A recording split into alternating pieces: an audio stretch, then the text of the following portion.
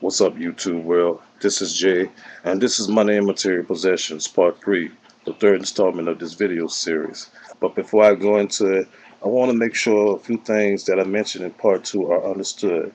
In Part 2, toward the end of the video, I mentioned was the part about parents had to go and stay with their children and vice versa.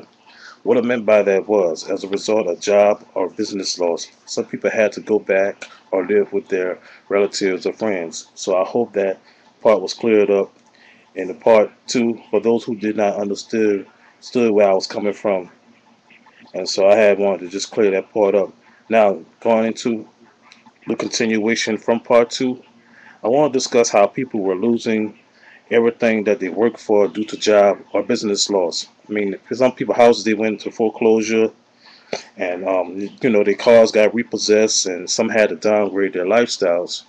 Now, I know y'all remember Hurricane Katrina nearly 6 years ago in New Orleans, Louisiana, and several other cities and states. It was one of the biggest natural disasters in U.S. history.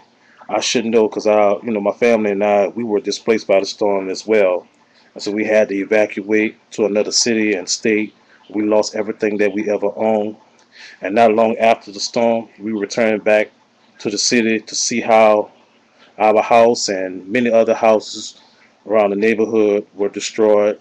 Neighborhoods looking like ghost town. Nobody wasn't there and stuff like that. Oh, it was just a disaster. Overturned cars, crashed helicopters, and the city and the surrounding area sustained plenty of damage. And we had to start our lives over again.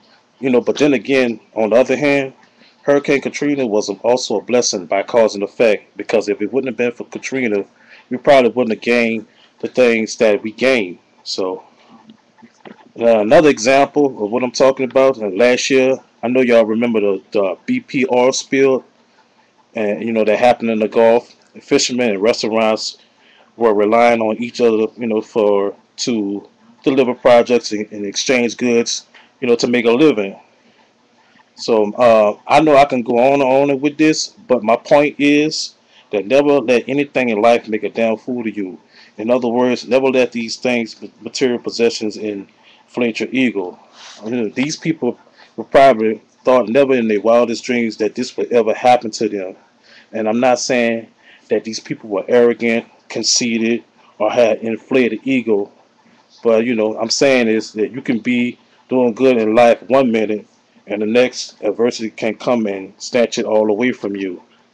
This is a whole different story when a person, he or she, has their stripped of their possessions and whatnot.